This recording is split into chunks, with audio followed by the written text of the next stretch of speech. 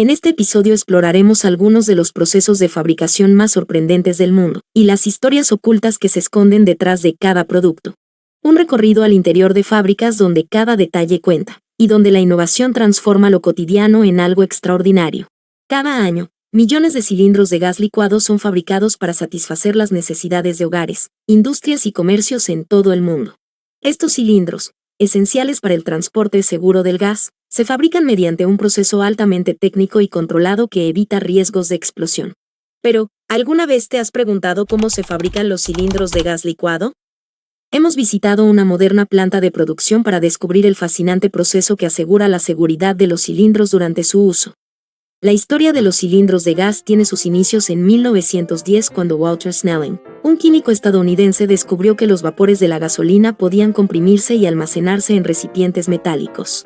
Este hallazgo marcó el nacimiento del gas licuado de petróleo y revolucionó la forma de cocinar y calentar en los hogares.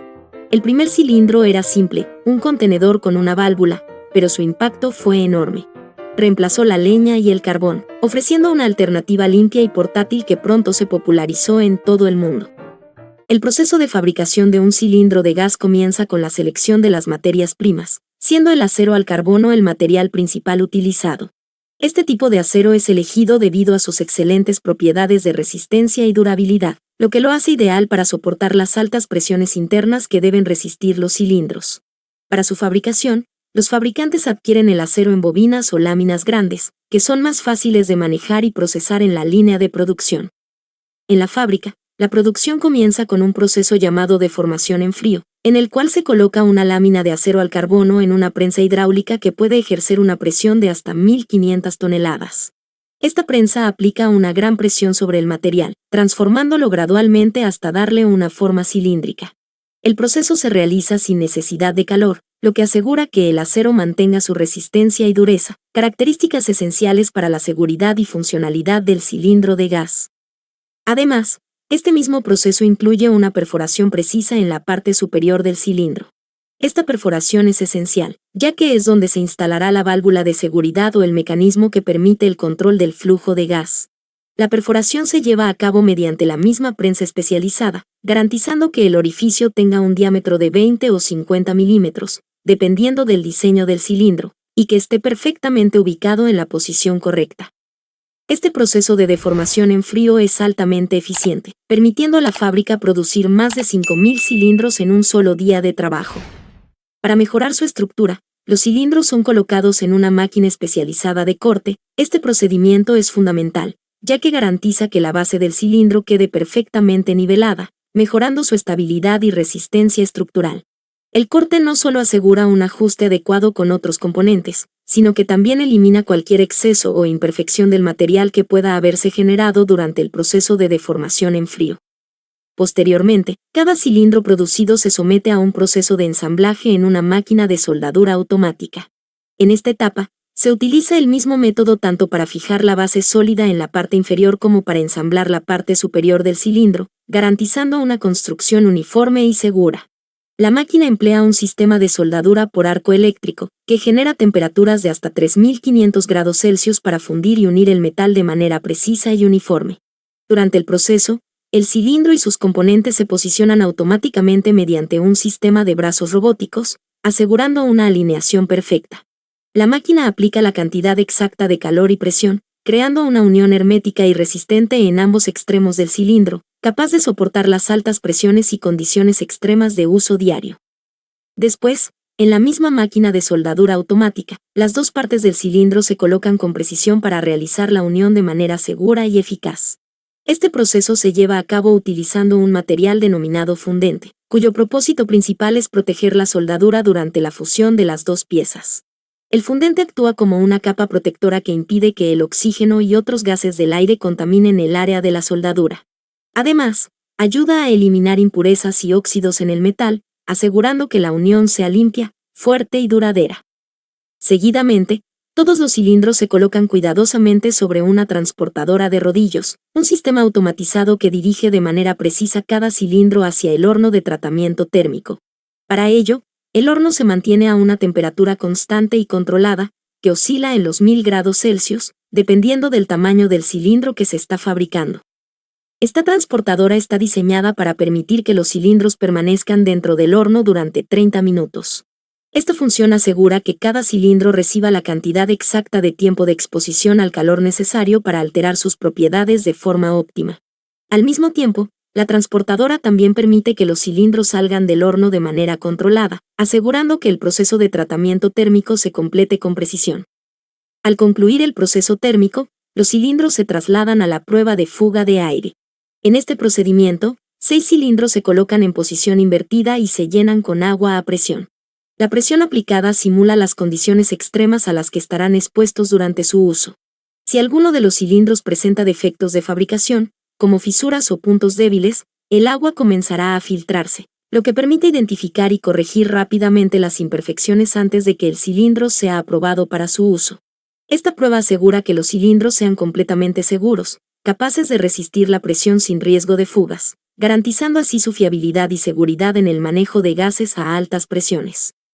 Para mejorar la apariencia de los cilindros, estos se colocan en un sistema de granallado, donde pequeñas partículas abrasivas, como granos de acero y arena, son impulsadas sobre la superficie de los cilindros.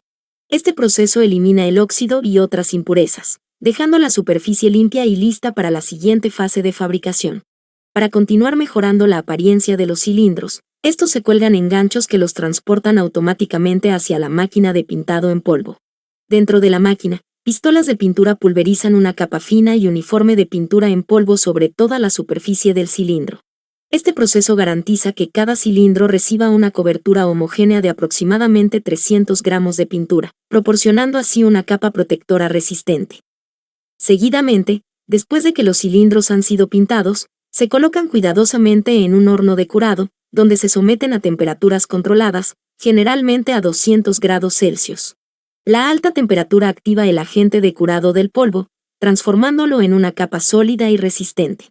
De este modo, se asegura que el acabado no solo tenga un aspecto uniforme y atractivo, sino que también esté protegido contra el desgaste, la corrosión y otros factores ambientales, garantizando la longevidad y la calidad del cilindro. A continuación, el personal especializado de la fábrica instala las válvulas en la parte superior del cilindro.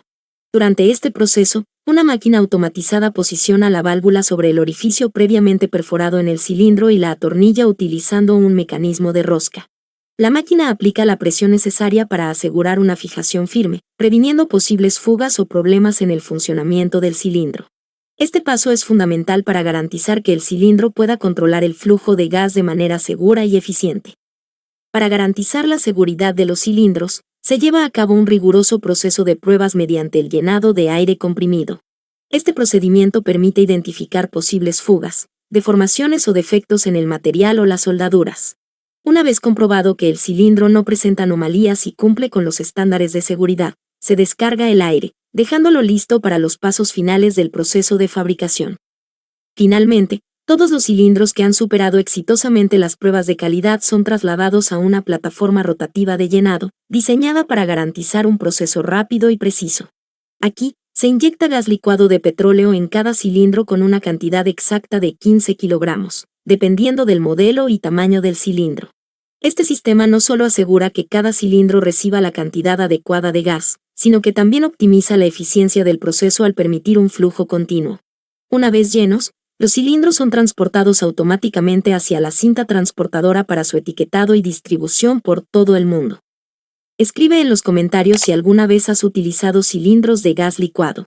Cada año, millones de cigarrillos son producidos utilizando la maquinaria automatizada de la industria tabacalera para satisfacer la inmensa demanda de consumidores de tabaco en todo el mundo. Este producto se elabora mediante un meticuloso proceso especial desde los campos de cultivo de tabaco hasta las modernas fábricas de producción. Pero, ¿alguna vez te has preguntado cómo se fabrican los cigarrillos? Hemos visitado las plantaciones y fábricas involucradas para revelar este fascinante proceso. Se calcula que aproximadamente 1.300 millones de personas en todo el mundo son consumidores de tabaco. Este número refleja la cantidad global de personas que de forma habitual o esporádica optan por fumar tabaco en la forma de cigarrillos, incluyendo tanto a quienes lo hacen diariamente como a los que fuman de manera ocasional. El inicio del proceso de producción de los cigarrillos se localiza en los campos de cultivo de tabaco, donde los agricultores dedican meses de trabajo, tanto de día como de noche para cultivar y recolectar esta planta. Este esfuerzo comienza en los viveros, lugares especiales donde las plantas jóvenes de tabaco se crían durante aproximadamente 7 semanas hasta que alcanzan la madurez necesaria para ser trasladadas a los campos. Una vez en el campo, las plantas comienzan su ciclo de crecimiento hasta llegar a la cosecha. Con el avance de las tecnologías agrícolas, el proceso de plantación ha experimentado una notable eficiencia. Los agricultores ya no necesitan plantar las semillas una por una manualmente. En su lugar, utilizan sofisticadas sembradoras de precisión que permiten plantar las plántulas en gran escala de manera eficaz y rápida. Estas máquinas avanzan a lo largo de los surcos de los campos, distribuyendo las 100.000 plantas que fueron previamente cuidadas en los viveros. Gracias a estas innovaciones, el proceso se vuelve más eficiente, permitiendo una distribución uniforme y precisa de las plántulas en el terreno destinado para su cultivo. Esta tecnología no solo optimiza el uso del tiempo y los recursos, sino que también asegura un crecimiento saludable y homogéneo de las plantas de tabaco, lo cual es fundamental para mantener la calidad del producto final.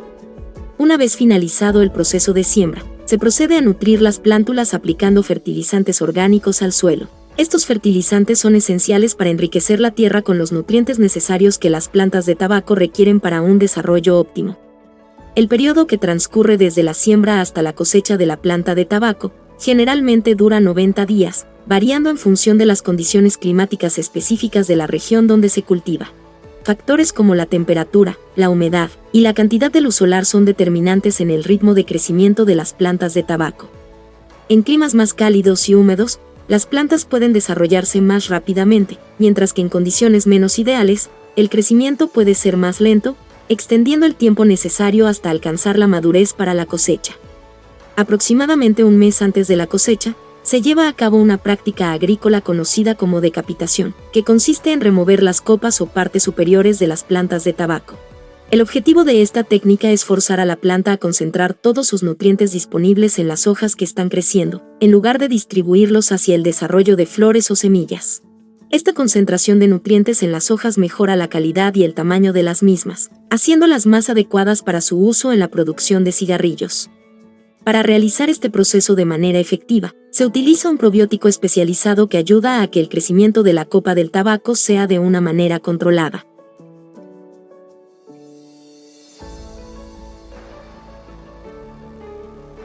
Una vez que las plantas de tabaco alcanzan la madurez adecuada para la cosecha, los agricultores comienzan este proceso utilizando tanto métodos manuales como maquinaria agrícola avanzada. El enfoque manual implica que los trabajadores recolecten las hojas de tabaco cuidadosamente, seleccionando solo aquellas que han alcanzado el punto óptimo de madurez. Por otro lado, la utilización de maquinaria agrícola avanzada facilita una cosecha más rápida y eficiente, permitiendo procesar grandes áreas de cultivo en menos tiempo. Aunque la cosecha mecánica puede no ser tan selectiva como el método manual, las innovaciones tecnológicas han mejorado significativamente su precisión y eficacia, haciendo posible minimizar el daño a las plantas y mejorar la uniformidad de la cosecha. Según estadísticas publicadas en 2023, la cosecha de tabaco en Estados Unidos ha logrado rendimientos significativos, alcanzando las 3 toneladas por 4.000 metros cuadrados. Después de la cosecha, se realiza un traslado masivo de las plantas de tabaco hacia un almacén dedicado exclusivamente a su secado. Este paso es crucial para preparar el tabaco para su uso final. En el interior de este espacio, los trabajadores inician un proceso tradicional de curado mediante el uso de humo producido por la combustión controlada de madera. Este método no solo reduce la humedad de las hojas de tabaco gradualmente, sino que también imparte a las hojas sabores y aromas distintivos, enriqueciendo su perfil y calidad. El proceso de secado mediante humo dura entre 5 y 8 semanas, tiempo durante el cual las hojas de tabaco son cuidadosamente monitoreadas para asegurar un curado uniforme y efectivo. La madera utilizada en este proceso es seleccionada con cuidado, ya que el tipo de madera incide directamente en el sabor y aroma del producto final. Una vez que las hojas han alcanzado el punto óptimo de secado, estas son recogidas y apiladas para luego ser enviadas a las fábricas de tabaco. Una vez dentro de las instalaciones de la fábrica, las hojas secas de tabaco son colocadas en una cinta transportadora, la cual juega un papel crucial en el proceso de manufactura, ya que es responsable de transportar estas hojas hacia una máquina trituradora que es su próximo destino en la línea de producción. Esta máquina especializada tiene la función de descomponer las hojas de tabaco en fragmentos mucho más pequeños. Este paso es fundamental, ya que prepara el tabaco para su próxima fase de procesamiento, asegurando que tenga la textura y el tamaño adecuados para la elaboración de los cigarrillos. Tras ser finamente trituradas, las hojas de tabaco son de nuevo trasladadas por otra cinta transportadora hacia una avanzada máquina automática, diseñada específicamente para la producción de cigarrillos. Esta sofisticada maquinaria está equipada con tecnología capaz de fabricar la envoltura de papel especial requerido para los cigarrillos y ensamblarlos con precisión, asegurando que cada cigarrillo tenga las dimensiones exactas necesarias. Gracias a esta automatización, la máquina puede producir aproximadamente 20.000 cigarrillos por minuto, un reflejo de la eficiencia y la capacidad de la tecnología moderna en la industria tabacalera. Datos del 2023 indican que el 37% de los hombres a nivel mundial fuman a diario, y se estima que anualmente se consumen más de 6 billones de cigarrillos, siendo China el país que lidera el consumo global. Finalmente, la etapa de control de calidad se lleva a cabo mediante el uso de inteligencia artificial, asegurando que cada paquete de cigarrillos cumpla con los estándares de adecuados previamente establecidos. En esta innovadora máquina de fumar, se elige un cigarrillo de cada lote para someterlo a pruebas que simulan el consumo humano.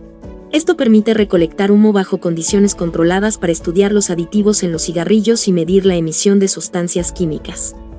Este sistema avanzado de inteligencia artificial analiza meticulosamente cada unidad para detectar cualquier defecto o desviación en el producto, garantizando que solo los cigarrillos que cumplen con todos los criterios de calidad sean empaquetados. Una vez aprobados, los cigarrillos son automáticamente empaquetados en sus respectivas unidades y están listos para ser distribuidos al mercado. Escribe en los comentarios si has fumado cigarrillos alguna vez y ¿desde cuándo lo haces? Diariamente, en esta fábrica ubicada en China se fabrican más de 2 millones de encendedores utilizando máquinas automatizadas. Este producto, crucial por su facilidad de brindar una llama de fuego, es producido mediante un proceso especial. Pero, ¿alguna vez te has preguntado cómo se fabrican los encendedores en China? Hemos visitado las instalaciones de producción involucradas para revelar este fascinante proceso. Los encendedores tienen su origen en el siglo XIX, cuando en 1823 el químico alemán Johann Dobereiner inventó el primer encendedor, conocido como la lámpara de Dobereiner. Este dispositivo utilizaba la reacción entre el hidrógeno y el platino para crear una llama. A lo largo de los años, los encendedores evolucionaron, incorporando nuevas tecnologías y diseños más prácticos. En el inicio del proceso de producción, esta fábrica utiliza más de 10.000 kilogramos diarios de policarbonato, un tipo de plástico ideal para la fabricación de encendedores debido a sus excepcionales propiedades. El policarbonato destaca por su alta resistencia al impacto y al calor, lo que asegura que los encendedores sean duraderos y seguros para el usuario. Para comenzar, una máquina de llenado se encarga de repletar bolsas con este material, las cuales son luego trasladadas a otra área de la fábrica donde se llevan a cabo las siguientes etapas de producción. Después, todo ese policarbonato triturado se coloca en una máquina de moldeo por inyección. Esta máquina calienta el plástico a una temperatura de aproximadamente a 300 grados Celsius, lo que permite que el policarbonato se derrita y se vuelva maleable. Luego, el plástico fundido se inyecta a alta presión en el molde específico que le da forma a la carcasa de los encendedores.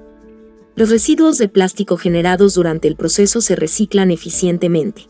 Todo este material se reutiliza, permitiendo la fabricación de más de 1 millón de encendedores adicionales con el plástico reciclado. Después de producir todas las carcasas, estas son trasladadas por una cinta transportadora hacia una máquina de inspección automatizada. Esta máquina utiliza tecnología avanzada para verificar que cada carcasa cumpla los estándares establecidos. Solo se seleccionan únicamente aquellas que cumplan al 100% con las características y calidad requeridas para el producto final.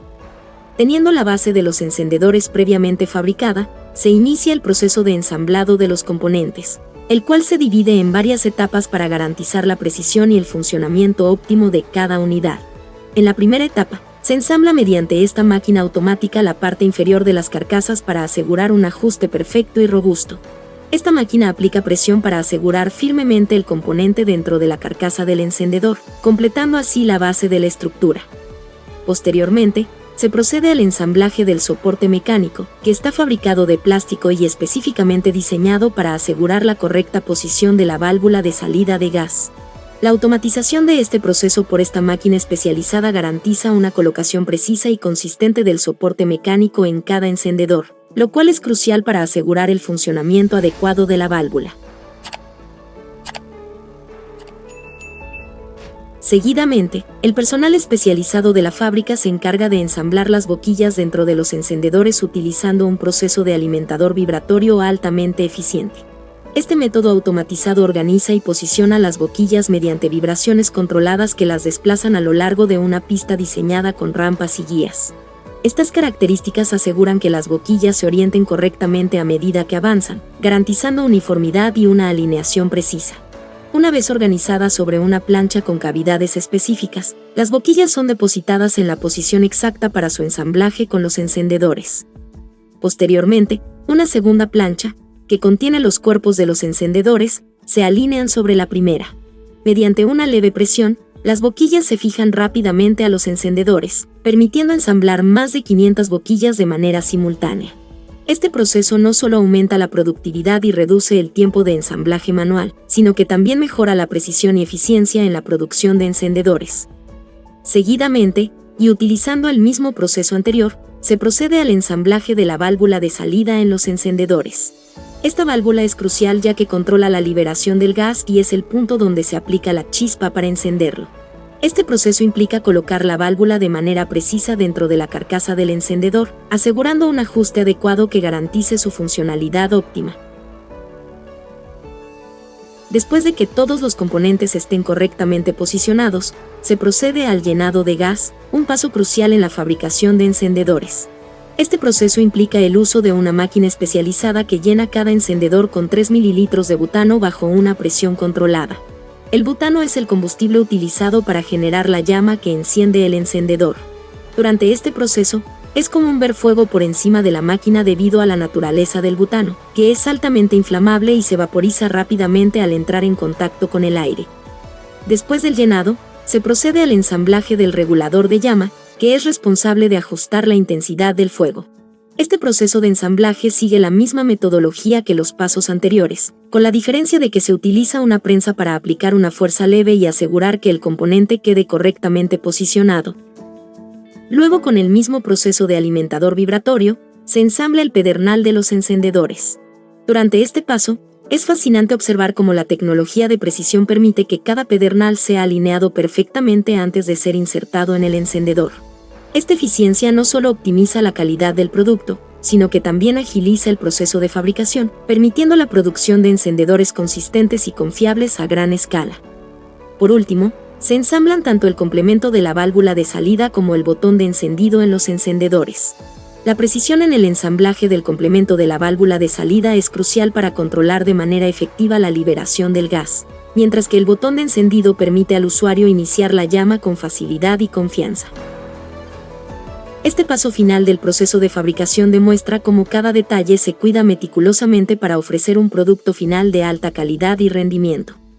Después de completar todo el ensamblaje del producto, se procede a realizar las pruebas de control de calidad. Esta fase es crucial y consiste en colocar todos los encendedores fabricados en una máquina especializada que los enciende por unos segundos. Durante esta prueba, se verifica meticulosamente que cada encendedor cumpla con los estándares de funcionamiento y seguridad establecidos. Además de comprobar la capacidad de encendido, se evalúan otros aspectos como la duración de la llama, la estabilidad del encendido y la consistencia en la liberación del gas. Finalmente, los encendedores que pasan exitosamente las pruebas de calidad son transportados por una cinta transportadora hacia una estación dedicada, donde máquinas automáticas se encargan de empaquetarlos meticulosamente en paquetes. Este proceso asegura que cada encendedor esté protegido adecuadamente y listo para su distribución a diversas partes del mundo. Escribe en los comentarios si aún utilizas los encendedores y a qué precio lo venden en tu país. El papel higiénico es uno de los artículos más imprescindibles del hogar, cada uno de nosotros lo usa a diario, pero ¿cómo se hace el papel higiénico? Mira este video hasta el final porque te lo explicaremos cómo transforman árboles en papel higiénico utilizando máquinas gigantes y toneladas de basura. En la Edad Media no existía el papel higiénico, así que los romanos utilizaban una esponja, los vikingos usaban lana y la realeza utilizaba materiales más nobles como el algodón, el encaje y la seda. El papel higiénico nació en 1879 en Estados Unidos, se fabricó en paquetes de hojas precortadas hasta 1890 y fue desde entonces cuando se inventó el rollo de papel. Hoy en día su demanda es tan grande que diariamente se producen más de 50 millones de rollos en el mundo. Durante la pandemia, las ventas de papel higiénico en los Estados Unidos se incrementaron más de un 800%, convirtiéndose en el producto estrella de los supermercados. La demanda mundial de papel higiénico requiere la tala de miles de árboles, utilizando una cosechadora gigante de 25 toneladas para cortar los árboles. El cabezal sujeta al árbol y una sierra tala el tronco. La máquina corta los troncos y los separa en lotes. A continuación, se transportan en camiones hasta la fábrica papelera, donde cada día llegan cientos de camiones que se descargan con una apiladora gigante que es capaz de levantar varias toneladas, luego pasan por una máquina que elimina la corteza y una cinta los lleva hasta una cuchilla que los reduce a astillas. Ahora tienen que eliminar la lignina para separar las fibras de celulosa. Las astillas de madera se mezclan con agua y productos químicos y se calientan a 170 grados centígrados. Esto separa la pasta de celulosa de los residuos formando una piscina de celulosa. La pasta de celulosa se blanquea con peróxido de oxígeno y ozono. A continuación, pasa por una prensa caliente y unos rodillos que la comprimen y la calientan a 100 grados centígrados, y como resultado, se obtiene una cinta de papel con escasa humedad. Después se corta en hojas manejables y se comprimen para eliminar el exceso de aire. Luego, el papel se mete en un tanque de agua y se añade almidón para reforzar las fibras. La pulpa de celulosa se mezcla durante unos minutos y se combina con papel reciclado. Utilizan papel reciclado de revistas, papel de oficina y periódicos. Usan más de 100.000 toneladas de papel reciclado cada año. El papel reciclado se lava para eliminar la tinta, se mezcla con la pasta de celulosa y se envía a la máquina elaboradora de papel. Esta máquina vierte la pasta sobre una malla que funciona como un filtro, y recoge las fibras mientras deja pasar el agua sobrante. Ahora pasa a través de unos rodillos y prensas que eliminan el agua en un cilindro calentado a 100 grados, y este hierve el agua y la convierte en vapor, reduciendo el agua que contiene el papel. Para hacer el papel higiénico más suave, se aplica un proceso especial de rizado. A medida que el rollo se seca, una cuchilla lo separa del cilindro de acero provocando que el papel no se arrugue y se estire. El papel adquiere una consistencia blanda y flexible, y se convierte en un rollo de papel gigante de 2 toneladas. El papel se transporta con máquinas automatizadas a otro taller, donde se desenrolla y se colocan en bobinas del tamaño del papel higiénico. Dentro de cada rollo de papel higiénico hay un cilindro de cartón. Se les da forma con un molde circular y en cada cilindro se enrollan 50 metros de papel higiénico, se cortan en rollos individuales para ser embalados y empaquetados. La producción anual de estos gigantes tubos asciende a 300.000 unidades. Son esenciales para transportar agua y desechos en todo el mundo y están fabricados con PVC, un plástico rígido inventado hace más de un siglo. A través de un meticuloso proceso de fabricación, este material se transforma en tuberías resistentes y duraderas. Pero, ¿alguna vez te has preguntado cómo se fabrican estas enormes tuberías de PVC? Visitamos una de las plantas más avanzadas para descubrir los procesos únicos que hacen posible su producción. Las tuberías de PVC revolucionaron la plomería en los años 30, cuando los ingenieros descubrieron que este material era más ligero, resistente y económico que el metal. Primero se usaron en pequeñas instalaciones de agua y desagüe, pero su facilidad de manejo y durabilidad hicieron que se convirtieran en la opción favorita para riego, electricidad y construcción en todo el mundo. A medida que crecía la demanda de infraestructura, nacieron las tuberías gigantes de PVC, capaces de transportar enormes volúmenes de agua y resistir condiciones extremas. En los años 70, los avances en extrusión permitieron fabricarlas con diámetros mucho mayores, haciéndolas ideales para drenajes, alcantarillados y grandes proyectos industriales. Hoy, estas tuberías han reemplazado al concreto y al metal en muchas aplicaciones, gracias a su eficiencia y larga vida útil. El proceso de producción comienza con la fábrica realizando grandes pedidos de policloruro de vinilo o PVC, el material base para la fabricación de las tuberías. Para satisfacer la demanda mensual, las plantas industriales solicitan más de 2.000 toneladas de PVC, lo que equivale a 2 millones de kilogramos. Esta materia prima se transporta en vagones de ferrocarril o camiones en forma de resina en polvo o gránulos, y al llegar a la fábrica, se almacena en silos herméticos para evitar la contaminación o la absorción de humedad. Una vez asegurado el suministro, el material pasa a la siguiente etapa del proceso, donde la resina almacenada en los enormes hilos se transporta al vacío a través de tuberías hasta el sistema mezclador. Allí se mezcla durante aproximadamente 20 minutos con diferentes aditivos como colorantes, estearato de calcio, dióxido de titanio, cera de parafina, carbonato de calcio y estabilizadores, los cuales mejoran su resistencia, flexibilidad y durabilidad antes de ser moldeado en tuberías. Es importante mencionar que cada tipo de tubería tiene una fórmula distinta, ya que sus condiciones de uso varían. Las de agua potable requieren aditivos seguros para evitar la contaminación, mientras que las de alcantarillado necesitan mayor resistencia a químicos y residuos. Por su parte, las tuberías industriales deben soportar altas temperaturas y presiones, por lo que su mezcla incluye más dióxido de titanio y carbonato de calcio para mayor rigidez y durabilidad.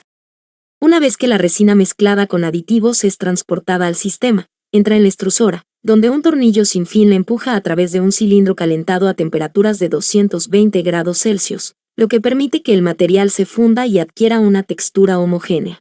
A medida que avanza, la mezcla es sometida a una presión de hasta 2.500 libras por pulgada cuadrada, una fuerza tan intensa capaz de aplastar por completo un automóvil. Esta presión asegura una extrusión uniforme y sin imperfecciones. Para la fabricación de cada tubo de 60 pulgadas de diámetro, se utilizan aproximadamente 300 kilogramos de resina fundida, que es moldeada a través de una boquilla especializada que da la forma adecuada al tubo que se desea fabricar. A continuación, el tubo de PVC aún caliente avanza a través de una serie de tanques de enfriamiento, donde es sometido a un rociado constante de agua fría a aproximadamente 10 grados Celsius. Este proceso permite que el material se solidifique gradualmente, manteniendo su diámetro y evitando deformaciones. Para optimizar el uso de recursos, cada tanque utiliza agua reciclada, con un sistema que procesa y reutiliza hasta 500.000 litros al día dentro de la planta, garantizando un enfriamiento eficiente y reduciendo significativamente el impacto ambiental. Al final de los tanques de enfriamiento, un sistema de extracción regula con precisión la velocidad a la que avanza la tubería, asegurando que el material se desplace de manera uniforme y evitando deformaciones. Mantener una velocidad exacta es crucial para garantizar que el espesor de las paredes de la tubería se mantenga dentro de las especificaciones requeridas. Justo antes de que el tubo continúe su recorrido, una impresora de inyección de tinta industrial marca sobre su superficie información detallada de fabricación, como el diámetro, el tipo de material y el número de lote. Este etiquetado permite rastrear cada pieza producida, facilitando el control de calidad y la trazabilidad del producto. Después de salir del sistema de extracción y recibir la impresión con la información de fabricación, la tubería avanza hacia una sierra de corte especializada. En este punto, una abrazadera de gran tamaño se ajusta firmemente alrededor del tubo para mantenerlo estable mientras continúa su movimiento. A medida que la tubería avanza, una hoja de sierra con punta de carburo de alta resistencia entra en acción, realizando un corte preciso y limpio sin dañar la estructura del material. Dependiendo de la aplicación final, las tuberías se cortan en longitudes estándar de 4 o 6 metros, para ciertas líneas de producción, mientras que otras pueden alcanzar hasta 12 o 13 metros, asegurando que cada pieza cumpla con las especificaciones exactas de producción. A medida que la hoja de sierra gira y corta la tubería a la longitud deseada, una cuchilla biseladora entra en acción para realizar un corte angular en el extremo de la espiga de la tubería. Este proceso crea un bisel uniforme, facilitando la conexión con otros tubos. Una vez que la tubería ha sido cortada a la medida exacta, los trabajadores realizan una inspección meticulosa para verificar el espesor de sus paredes y asegurarse de que cumple con los estándares de calidad. Utilizando herramientas de medición de alta precisión, registran cada valor obtenido y los datos se transmiten de forma inalámbrica al sistema informático de la planta. Para garantizar que las tuberías puedan unirse correctamente, es necesario formar una junta de campana en el extremo que no ha sido biselado. Para llevar a cabo este proceso, las tuberías son trasladadas mediante un sistema de palancas y mecanismos automatizados, que las posicionan con precisión en la estación de abocardado. Una vez que la tubería está correctamente posicionada, su extremo es desplazado hacia un calentador especializado, donde el PVC se calienta gradualmente hasta alcanzar aproximadamente 180 grados Celsius, la temperatura ideal para volverse flexible sin comprometer su estructura. Durante este proceso, la tubería gira de manera uniforme, asegurando que el calor se distribuya de forma homogénea por todo su borde. Luego, la fábrica aplica el método de unión más eficiente, creando una ranura reforzada dentro de la campana de la tubería. Para formar la campana, se utiliza un mandril de acero, una herramienta diseñada para dar la forma exacta necesaria. Antes del proceso, se coloca una junta de goma en el mandril, asegurando que quede en la posición correcta. Cuando la tubería alcanza la flexibilidad ideal, se desliza cuidadosamente sobre el mandril y la junta, moldeándose a su contorno. A medida que el PVC se enfría, adopta permanentemente la forma deseada, asegurando un ajuste preciso. Este proceso, conocido como rever, garantiza una unión hermética y resistente, capaz de soportar las exigencias del proceso de instalación y el uso a largo plazo. Después de la producción, un tubo de cada lote es seleccionado y transportado mediante un carro controlado por computadora hacia la estación de pruebas hidrostáticas. Allí, se sellan sus extremos colocando una tapa en la campana y un tapón en la espiga, asegurando un cierre completamente sellado. Luego, la tubería se llena completamente de agua y se somete a una gran presión, que puede alcanzar valores extremadamente altos según los estándares de calidad. Este procedimiento verifica que ambos extremos sean completamente cerrados y que la tubería pueda soportar las exigencias de presión establecidas para su uso en distintas aplicaciones. Para garantizar una alta calidad de las tuberías de PVC, se realizan rigurosas pruebas de resistencia al impacto. En este proceso, se toma una muestra representativa del material y se somete a una prueba controlada. Se utiliza una pesa de 14 kilogramos, la cual se eleva aproximadamente 7 metros y luego se deja caer directamente sobre la pared de la tubería. Si la tubería presenta grietas, fracturas o cualquier otro tipo de daño, se considera que no cumple con los estándares de calidad y resistencia requeridos. De igual modo, las tuberías de alcantarillado son sometidas a una prueba de aplanamiento, donde una muestra es comprimida hidráulicamente hasta reducir su diámetro en un 40% o desviarse en un 60%. El PVC tiene la capacidad de deformarse sin romperse, llegando incluso a que sus paredes opuestas se toquen. Una vez liberada la presión, se inspecciona minuciosamente para detectar posibles grietas o fracturas. Seguidamente, se realiza una prueba de fusión sumergiendo una muestra de PVC en acetona durante 20 minutos. Al retirarla, un técnico inspecciona si la superficie presenta descamación o desprendimiento, señales de una posible falla en la composición del material. Como prueba final, la tubería es sometida a un test de presión de ruptura para evaluar su resistencia extrema. Se sella una sección de la tubería y se introduce en un búnker de prueba subterráneo, donde una cubierta de metal pesado la mantiene asegurada en su lugar. Luego, se llena completamente con agua y se incrementa la presión de manera controlada. Para provocar una falla en el material, la tubería debe soportar presiones internas superiores a 1000 libras por pulgada cuadrada, garantizando su capacidad para operar en condiciones exigentes. Finalmente, las tuberías se agrupan en paquetes organizados de acuerdo con su tamaño. Luego, son cuidadosamente cargadas en camiones por los trabajadores, quienes aseguran cada lote con resistentes correas de sujeción para evitar desplazamientos durante el traslado. Una vez que toda la carga ha sido firmemente asegurada, los camiones inician su recorrido, transportando las tuberías a distintos destinos dentro de México, Estados Unidos, Canadá y otros países alrededor del mundo. Escribe en los comentarios si alguna vez has visto uno de estos enormes tubos de cerca. Cada año, más de 90 millones de malvaviscos son fabricados para satisfacer los gustos de personas en todo el mundo. Estos dulces, icónicos por su textura suave y esponjosa, se producen mediante un proceso altamente técnico y controlado que garantiza su frescura y calidad. Pero, ¿alguna vez te has preguntado cómo se fabrican los malvaviscos? Hemos visitado una moderna planta de producción para descubrir el fascinante proceso que utiliza ingredientes de origen animal para crear estas irresistibles golosinas. La historia de los malvaviscos tiene sus raíces en el antiguo Egipto, donde hace más de 4000 años los sacerdotes extraían la savia de una planta llamada malva para crear un dulce exclusivo de faraones y dioses. En el siglo XIX, los confiteros franceses revolucionaron la receta, reemplazando la planta de malva por claras de huevo y azúcar, creando el primer malvaviscos moderno. Con el tiempo, la gelatina y las máquinas industriales perfeccionaron su textura esponjosa, transformándolo en el dulce suave y divertido que conocemos hoy. El proceso comienza en la planta principal en Estados Unidos, donde se utilizan ingredientes cuidadosamente seleccionados bajo estrictos estándares de calidad. El primer ingrediente clave es la gelatina, que se obtiene principalmente a partir de las pieles, huesos y tendones de animales, especialmente de cerdos y vacas. Este proceso inicia con la recolección de estos materiales, que luego son sometidos a un proceso de ebullición en agua para extraer el colágeno, una proteína clave en la gelatina. Después, el colágeno extraído se purifica, se filtra y se seca, transformándose en un polvo o láminas. Para la producción a gran escala de malvaviscos, se trasladan 10.000 kilogramos de gelatina cada 15 días a la fábrica, lo que equivale a la utilización de más de 200 cerdos y vacas, dependiendo del rendimiento de cada animal.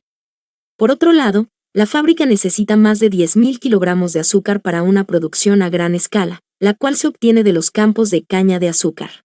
Este proceso de cosecha de estas plantas se realiza en los campos de azúcar de Florida, donde se seleccionan las más maduras para extraer el jugo.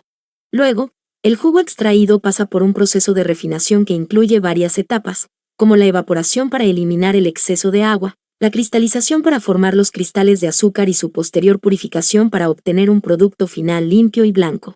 Para asegurar que la producción de malvaviscos sea continua, la fábrica necesita recibir y almacenar más de 50.000 kilogramos de azúcar de manera regular, garantizando así que siempre haya suficiente material para mantener el ritmo de producción sin interrupciones. Y el ingrediente que no podía faltar es el jarabe de maíz, un componente clave en la elaboración de malvaviscos. La fábrica lo obtiene gracias a sus proveedores, quienes trabajan en los extensos campos de cultivo de maíz en la región de Illinois, donde este cereal es abundante.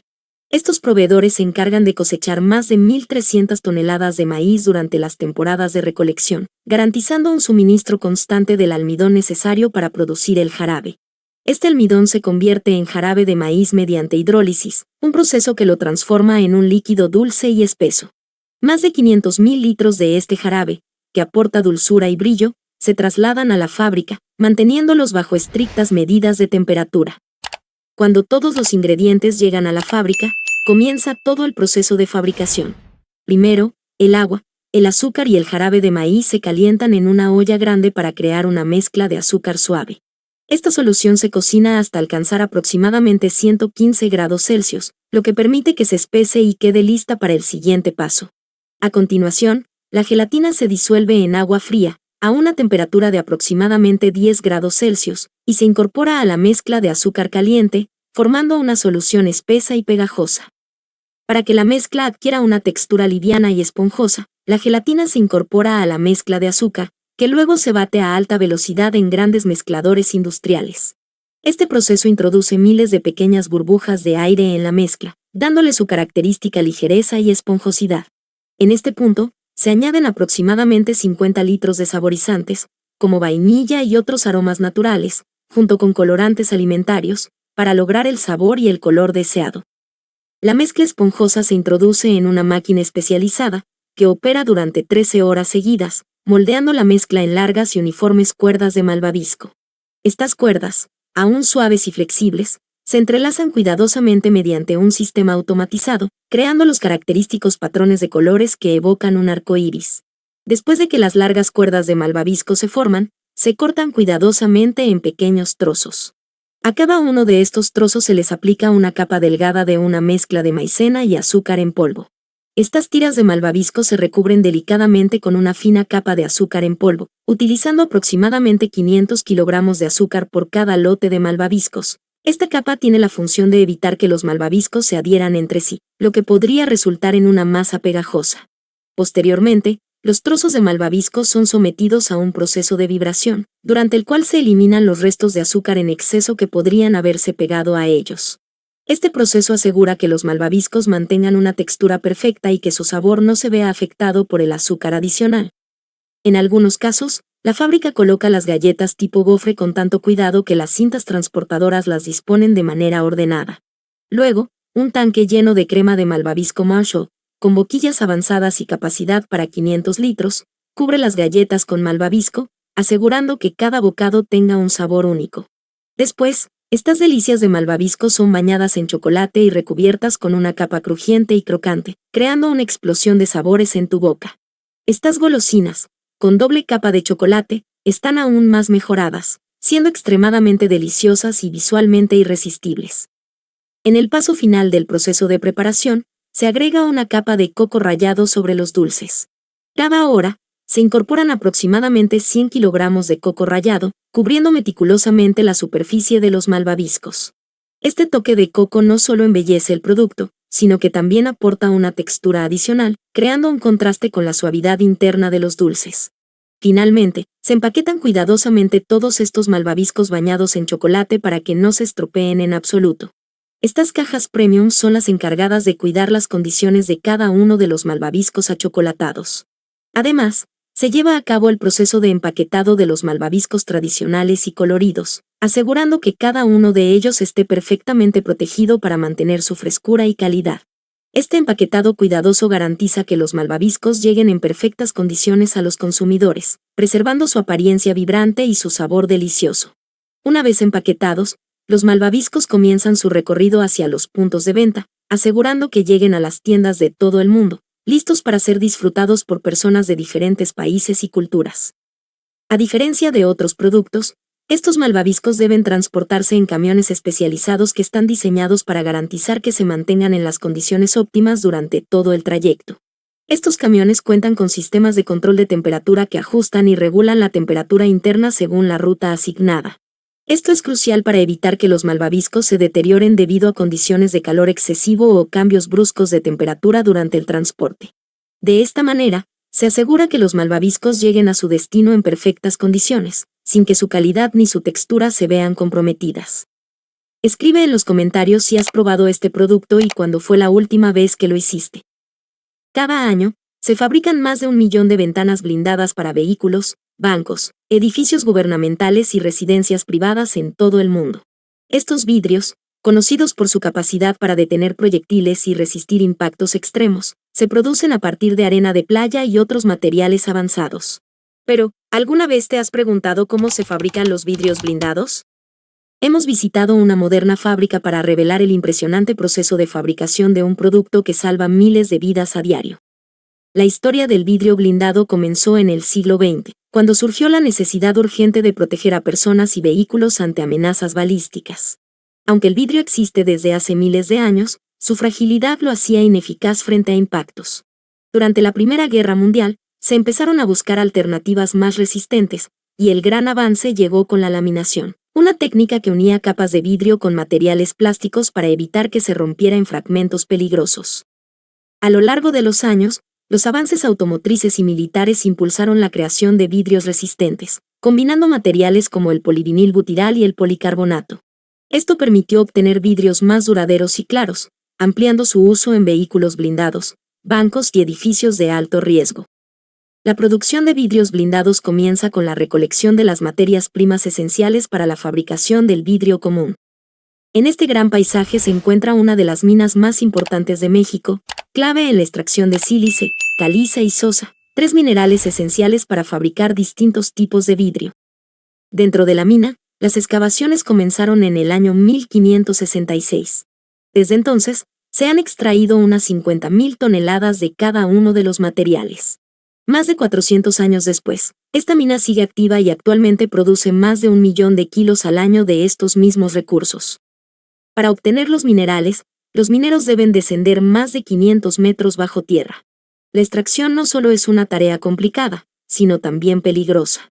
Cada jornada comienza con un largo y agotador trayecto por túneles estrechos y profundos hasta llegar a las zonas de trabajo.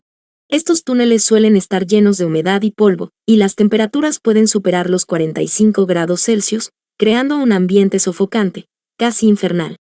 Los depósitos con alto contenido de minerales se extienden a lo largo de 15 kilómetros en distintos niveles bajo tierra. Para alcanzarlos, los mineros deben excavar alrededor de 5.000 metros de nuevos túneles cada mes, lo que les permite seguir avanzando y manteniendo la extracción constante del material. Para obtener los materiales que dan origen al vidrio, como la arena sílica, la caliza y la sosa, primero es necesario desprender la roca. Para lograrlo, los mineros utilizan explosivos tradicionales colocados con gran precisión. Antes de perforar, inspeccionan la zona con tecnología láser para calcular los puntos exactos y evitar derrumbes. Luego perforan agujeros de unos 115 milímetros de ancho y hasta 32 metros de profundidad. En cada uno colocan la carga explosiva, evacúan el área y ejecutan la voladura. Si los cálculos han sido correctos, miles de toneladas de roca se desprenden de forma controlada, listas para ser procesadas en la siguiente etapa. Cada día se extraen unas 7.000 toneladas de roca de la mina. La roca cae en tolvas que la trasladan hasta trenes subterráneos, los cuales la llevan a un punto central de recolección.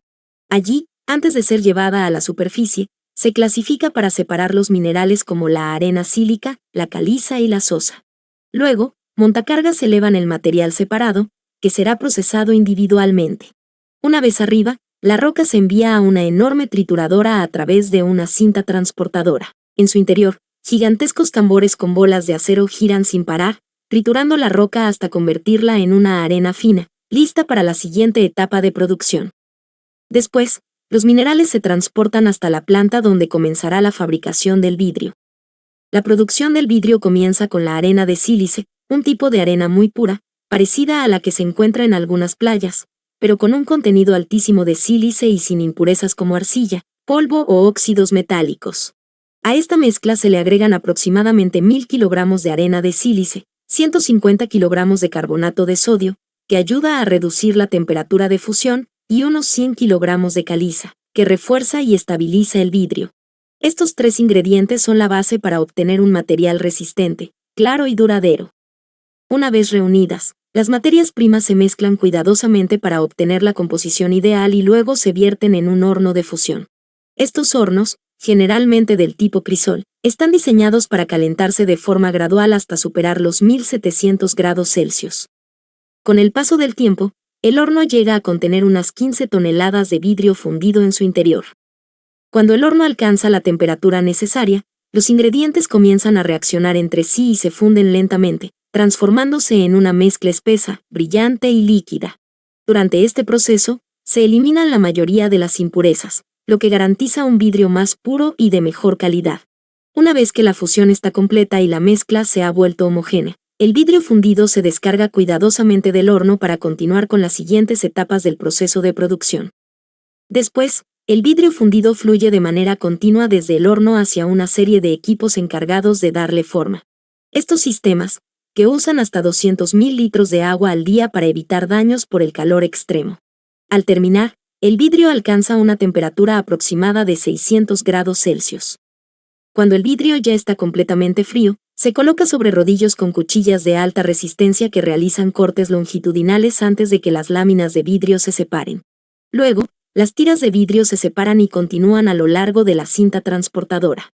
Posteriormente, los rodillos cortan los bordes de las láminas de vidrio, y los trozos sobrantes caen al suelo, siendo dirigidos a un conducto para ser reciclados más adelante. Al terminar, las máquinas con rodillos cubiertos de goma trasladan las láminas de vidrio hacia el departamento de inspección. Al llegar al área de inspección, las enormes láminas de vidrio se manipulan con equipos especiales que evitan daños por contacto.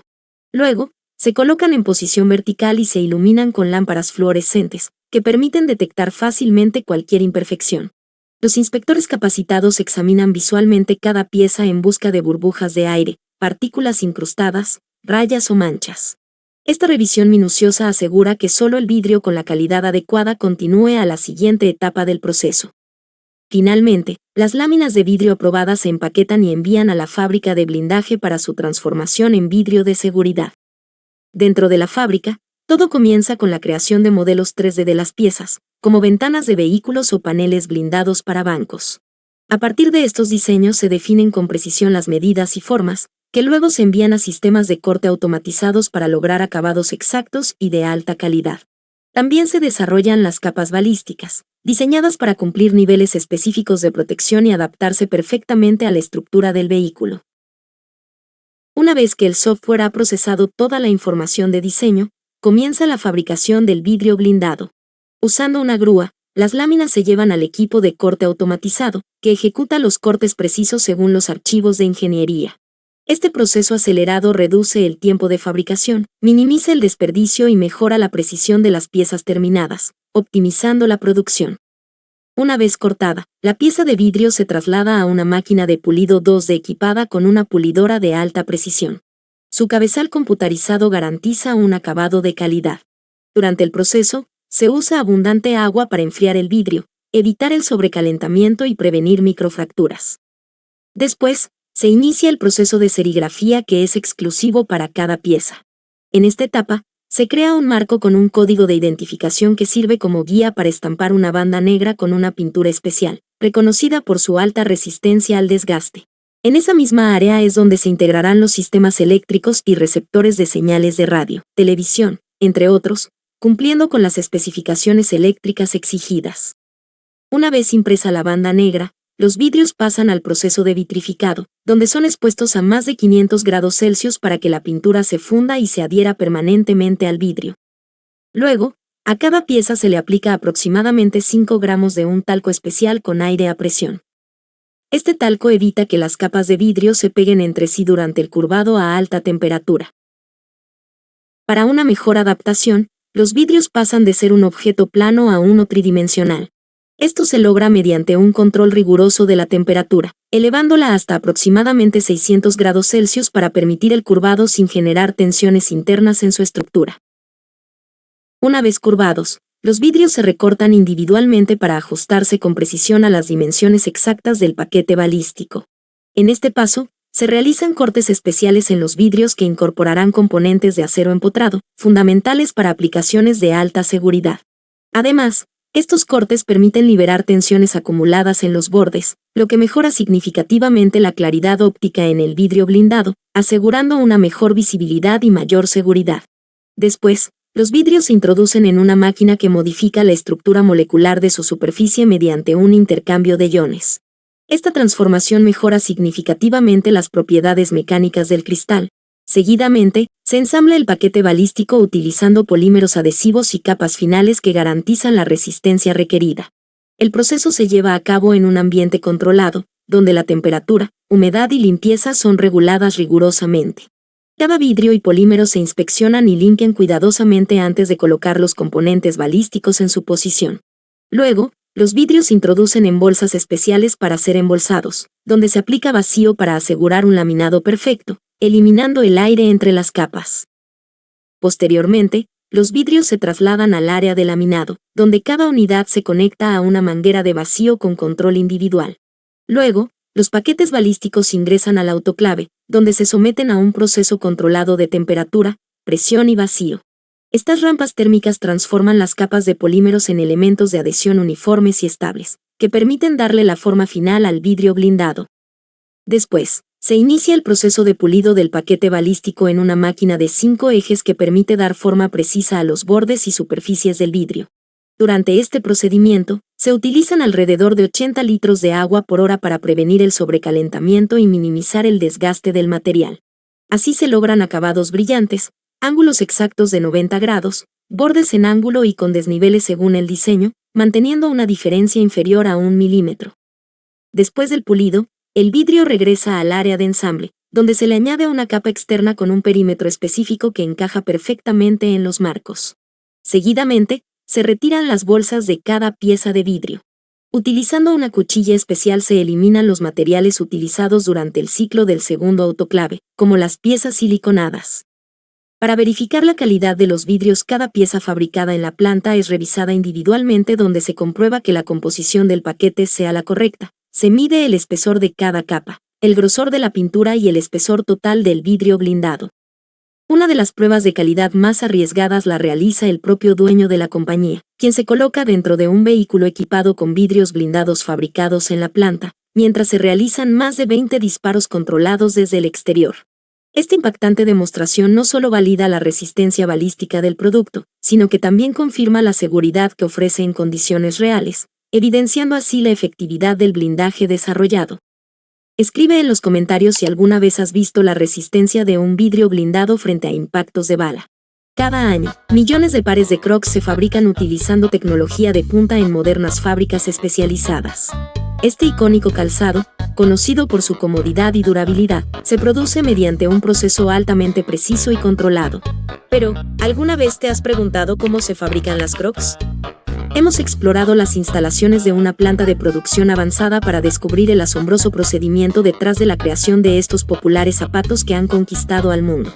En el año 2022, Crocs experimentó una pérdida de aproximadamente $1.000 millones en valor de mercado, reflejada en una caída del 9% en sus acciones. Esta situación fue atribuida a una desaceleración en las ventas en Asia y Europa, además de una perspectiva más cautelosa sobre su crecimiento, lo que generó incertidumbre en los inversionistas respecto a su expansión global. A partir de ese año, su fábrica principal en México tomó medidas estratégicas para incrementar su producción, alcanzando un objetivo de 180 millones de pares anuales, para satisfacer la demanda global en constante aumento. Para lograr ese volumen de producción, los diseñadores de Crocs desarrollan más de 1000 modelos en 3 de cada semana. Este proceso comienza con la conceptualización de ideas, teniendo en cuenta tanto las tendencias del mercado como las necesidades específicas de los consumidores. Los modelos se diseñan usando software avanzado de diseño 3D, que permite visualizar con gran precisión cómo lucirá el zapato y cómo se comportará estructuralmente. Sin embargo, solo una pequeña fracción, aproximadamente el 10%, pasa el riguroso proceso de selección. En esta etapa, los expertos evalúan factores como comodidad, funcionalidad, estética y viabilidad técnica para la producción masiva. Este filtro asegura que solo los diseños más innovadores, ergonómicos y viables lleguen a la siguiente fase, garantizando que cada producto lanzado cumpla con los estándares de calidad y diseño de la marca. Una vez que se seleccionan los diseños aptos para la producción, los diseñadores e ingenieros trabajan codo a codo para crear una muestra física que materialice el diseño virtual. Durante 2 semanas intensivas, el equipo utiliza herramientas de alta precisión para fabricar moldes de acero inoxidable que reproducen cada detalle del diseño. Estas muestras no solo sirven para validar la forma y el acabado, sino también para realizar pruebas de funcionalidad y resistencia. Además, permiten identificar posibles ajustes antes de la fabricación en masa, minimizando errores y optimizando el uso de recursos. Este paso es crucial para garantizar que cada zapato producido sea cómodo, duradero y fiel al diseño original. Para la creación de los productos, la fábrica utiliza diariamente más de 50 toneladas de resina Croslite, un material único y patentado que define la esencia de los Crocs. El Croslite se almacena en forma de pequeños gránulos y se transporta hacia las máquinas de moldeo por inyección, donde comienza su transformación. En la fabricación de Crocs, el Croslite es procesado en las máquinas de moldeo por inyección, que calientan el material a 200 grados Celsius hasta que se derrite completamente. Este material fundido es inyectado a alta presión en moldes de aluminio o acero, diseñados con extrema precisión para reproducir cada curva, orificio y detalle del zapato. Una vez moldeado, el zapato pasa por un sistema de enfriamiento por agua que solidifica rápidamente el Croslite, asegurando su forma y estabilidad. Luego, los zapatos son extraídos de los moldes y sometidos a una inspección detallada para identificar posibles defectos. Este control de calidad es esencial para mantener la reputación de la marca como un referente en comodidad y durabilidad. Finalmente, los zapatos pasan a la etapa de acabado, donde se les añaden correas, logotipos y otros detalles finales. Estos elementos no solo completan el diseño, sino que también refuerzan la identidad de la marca.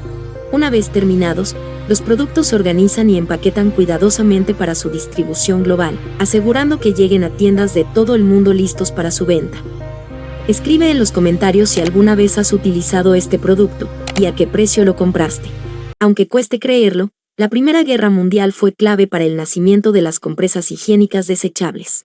Durante el conflicto, las enfermeras estadounidenses que prestaban servicio en Francia se dieron cuenta de que las vendas altamente absorbentes, utilizadas para tratar las heridas de los soldados, también podían funcionar como almohadillas menstruales. Este descubrimiento, nacido en medio de la necesidad y la observación práctica, sentó las bases para un cambio importante en la higiene femenina. Fue así como, años más tarde, en 1921, las primeras compresas desechables comenzaron a comercializarse oficialmente en el mercado. Después del agua, la materia prima más utilizada para fabricar toallas femeninas es la celulosa. Y para obtenerla, primero hay que ir directamente a los bosques. Allí comienza la tala de árboles, en su mayoría eucaliptos, abedules y álamos. Estas especies crecen rápido y contienen una alta concentración de fibras, ideales para extraer pulpa. Aunque algunas plantaciones están certificadas como sostenibles, la realidad es que la industria de productos higiénicos demanda tanto material que ha impulsado una deforestación masiva en distintas regiones del planeta. Para dimensionarlo mejor, un solo árbol puede generar el oxígeno que 3 personas necesitan durante un día.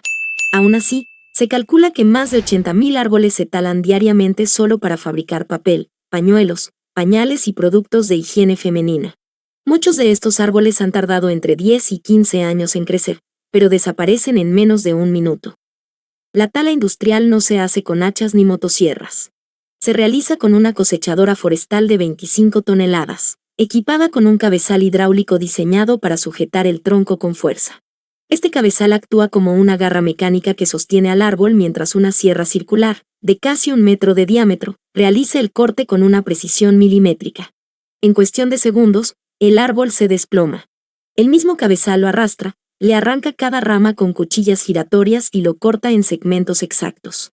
Todo este proceso, desde el primer contacto hasta dejarlo listo para el transporte, no toma más de 40 segundos por árbol.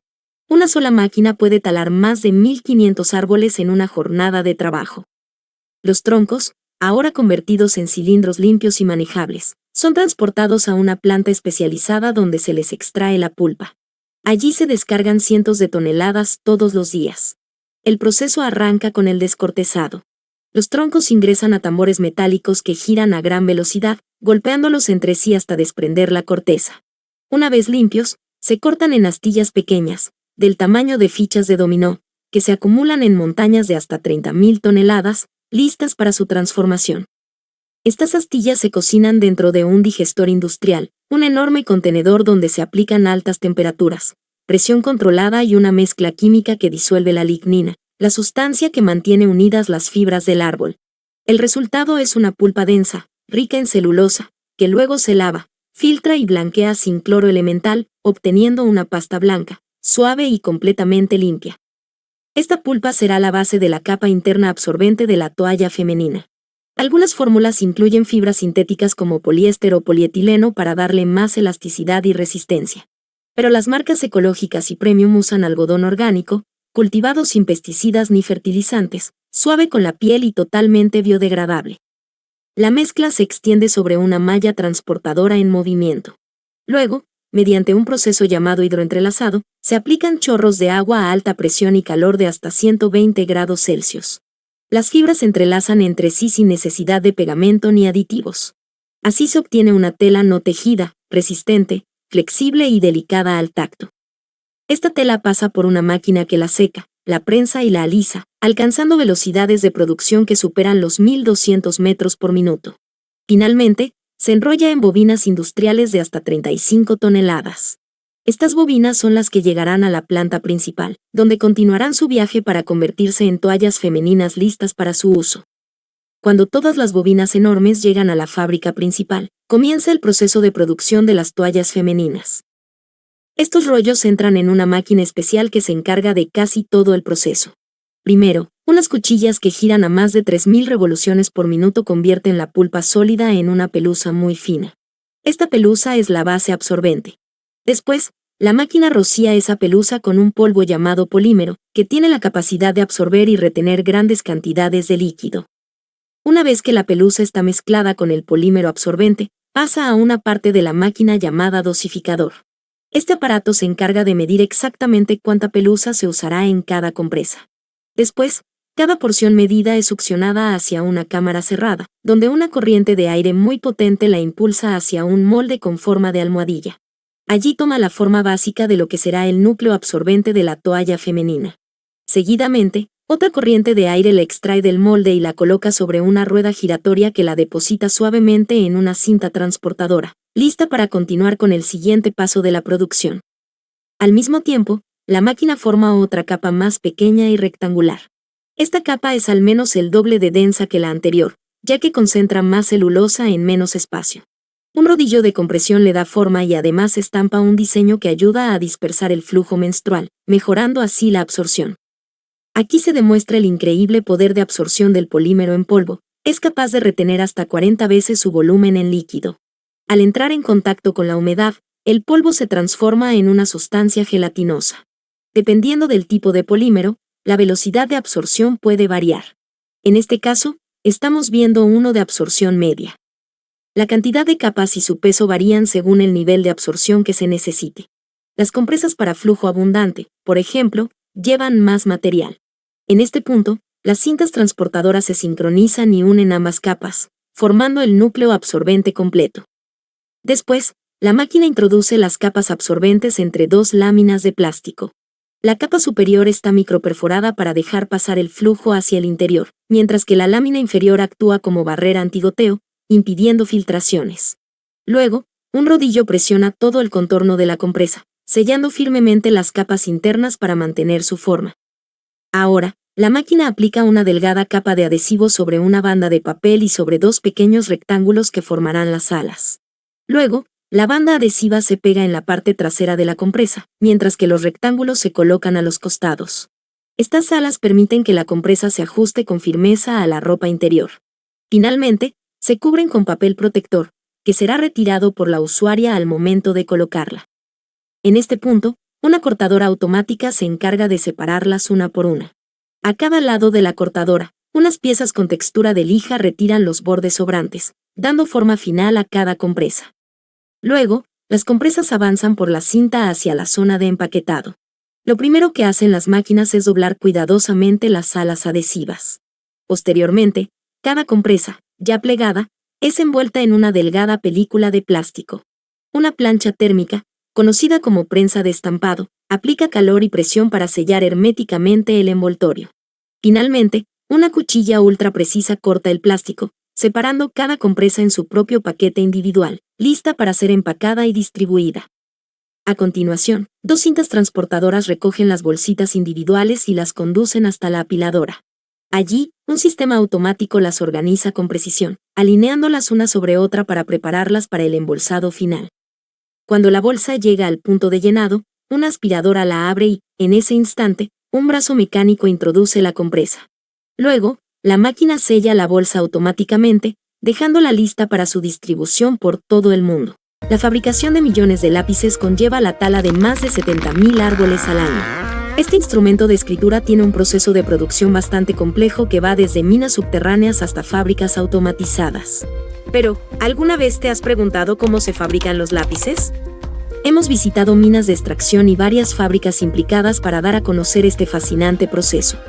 Para fabricar las minas de los lápices, se utiliza grafito, un material encontrado en depósitos naturales formados a partir de procesos geológicos específicos. Estos depósitos se originan cuando las rocas que contienen carbono, como el carbón o la turba, se someten a condiciones extremas de presión y temperatura durante millones de años.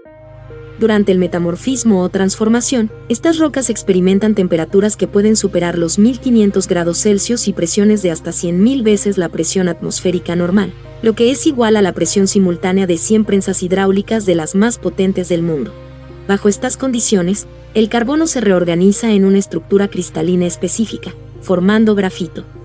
En México, los depósitos naturales de grafito son especialmente abundantes en el estado de Sonora, donde se encuentran grandes yacimientos que facilitan la extracción del mineral. En esta región, se extraen más de 30.000 toneladas de grafito cada año, y a nivel global, la producción de grafito supera los 2 millones de toneladas anuales, reflejando la elevada demanda de este material en la minería. Una vez en la fábrica, el grafito, que ha sido minuciosamente triturado y tamizado para alcanzar un tamaño fino, se mezcla con arcilla. La arcilla actúa como aglutinante, lo que significa que sirve para unir y cohesionar las partículas de grafito, formando una pasta homogénea. La proporción de grafito en esta mezcla influye en la oscuridad del trazo del lápiz. Cuanto más grafito se añade, más oscuro y más intenso escribirá el lápiz. Por otro lado, la cantidad de arcilla en la mezcla determina la dureza de la mina. Más arcilla hace que la mina sea más dura y resistente, mientras que menos arcilla produce una mina más blanda y susceptible a romperse. Estas proporciones se ajustan cuidadosamente en función del tipo de lápiz que se quiere fabricar. Esta mezcla de grafito y arcilla se introduce en una máquina mezcladora, donde se agrega agua para obtener la humedad adecuada. La máquina trabaja durante más de 2 horas, agitando y combinando los materiales de manera intensiva. El proceso de mezclado asegura que el grafito y la arcilla se distribuyan uniformemente, formando una pasta con una textura homogénea y sin grumos. Esta pasta será la base para formar las minas de lápices, garantizando que cada mina tenga una calidad consistente y adecuada para escribir o dibujar. Para las minas de colores se emplean pigmentos específicos que proporcionan una amplia gama de colores. Estos pigmentos se mezclan con los demás componentes esenciales para formar la mina de lápiz. Una vez que la mezcla está completamente preparada, se introduce en una máquina de moldeo especializada que está diseñada para dar forma a las minas de lápices. En este proceso, se requiere aproximadamente 24 centímetros cúbicos de mezcla para producir 12 minas. De la misma manera, dado que la fábrica tiene una producción diaria de alrededor de 500.000 lápices, Se requieren cerca de 1 millón de centímetros cúbicos de mezcla para que la fábrica pueda cumplir con su objetivo de producción diaria. Posteriormente, las minas se introducen en un horno industrial a una temperatura específica de 1000 grados Celsius durante un periodo de 8 horas seguidas. Este proceso térmico es esencial para endurecer las minas y reducir su flexibilidad, lo que asegura que tengan la dureza necesaria para su uso final. Sin embargo, este tratamiento térmico se aplica exclusivamente a las minas de grafito, ya que las altas temperaturas podrían dañar las minas de colores, afectando su calidad y tonalidad. Una vez completado el proceso de secado, las minas se someten simultáneamente a un baño de cera. Este tratamiento tiene como objetivo recubrir uniformemente la superficie de las minas con una capa protectora de cera, que mejora su deslizamiento durante el uso en el papel y previene la rotura. Posteriormente, se selecciona madera de cedro para fabricar el cuerpo de los lápices. Este tipo de madera se elige debido a sus propiedades excepcionales. El cedro es conocido por su ligereza, lo que facilita el manejo del lápiz, y su densidad equilibrada, que asegura una estructura sólida y duradera. Después, las tablillas de madera son trasladadas a una máquina diseñada para cortar en ellas 9 canales individuales. A continuación, se aplica un adhesivo especializado en las ranuras de madera para asegurar que las minas se mantengan firmemente alineadas. Una vez que el pegamento ha sido aplicado, una máquina automatizada inserta las minas en cada ranura encolada, garantizando que queden perfectamente colocadas y fijadas en su posición. En la misma línea de producción, se procede a colocar una segunda tablilla sobre las ranuras que ya contienen el pegamento. Esta acción se realiza para maximizar la eficacia del adhesivo, asegurando que cada mina quede firmemente encapsulada entre las 2 tablillas de madera. Luego, todas las tablillas son colocadas en una prensa de secado que se utiliza para asegurar que el pegamento aplicado entre las partes de madera se adhiera de manera uniforme y firme, permitiendo un secado adecuado antes de proceder al siguiente paso en el proceso de producción. Después, las tablillas se colocan en una máquina de perfilado, que cuenta con un sistema de cuchillas de corte altamente especializadas. Estas cuchillas están diseñadas para moldear el cuerpo de los lápices con precisión, adaptándose a diferentes formas como redonda, hexagonal o triangular. Esta máquina es altamente productiva, ya que permite transformar cada tablilla en hasta 9 lápices individuales. Posteriormente, cada lápiz pasa por un proceso de recubrimiento en el que se aplica varias capas de pintura. Este procedimiento asegura que la madera del lápiz quede uniformemente cubierta y bien pintada. La aplicación repetida de pintura garantiza una cobertura completa, proporcionando una superficie lisa y un acabado estético duradero.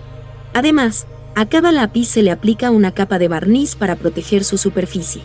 Este recubrimiento actúa como una barrera contra daños físicos, como arañazos o golpes, y ayuda a preservar el lápiz frente a las acciones cotidianas, como el hábito de morderlo. Una vez completado el recubrimiento de pintura, cada lápiz pasa por una máquina de estampado que aplica el logotipo o marca de manera precisa. Esta máquina está diseñada para manejar un alto volumen de producción, permitiendo estampar más de 30.000 lápices por hora. Después, los lápices se transportan mediante una rueda giratoria hacia una máquina de afilado automática. Esta máquina está equipada con una lija que pule y afila los extremos de los lápices con precisión. El proceso asegura que cada lápiz tenga un punto bien definido y afilado, listo para su uso. A continuación, cada lote de lápices pasa por un riguroso proceso de inspección de calidad. Este examen exhaustivo se realiza para asegurar que todos los lápices cumplan con los estándares de calidad establecidos. Finalmente, se realiza la instalación automática de los borradores en la parte superior de cada lápiz. Este proceso se lleva a cabo con precisión para asegurar que el borrador esté firmemente adherido y colocado de manera uniforme en cada unidad. Una vez que los borradores están instalados, los lápices se trasladan a la zona de empaquetado. Allí, se preparan para su distribución, siendo embalados adecuadamente para su envío a diversas partes del mundo. Escribe en los comentarios qué precio tiene este producto en tu país y si alguna vez lo has mordido. En este canal tenemos una gran variedad de contenido. Dale un vistazo al comentario fijado. Si te gustó el video, dale manito arriba, suscríbete y compártelo.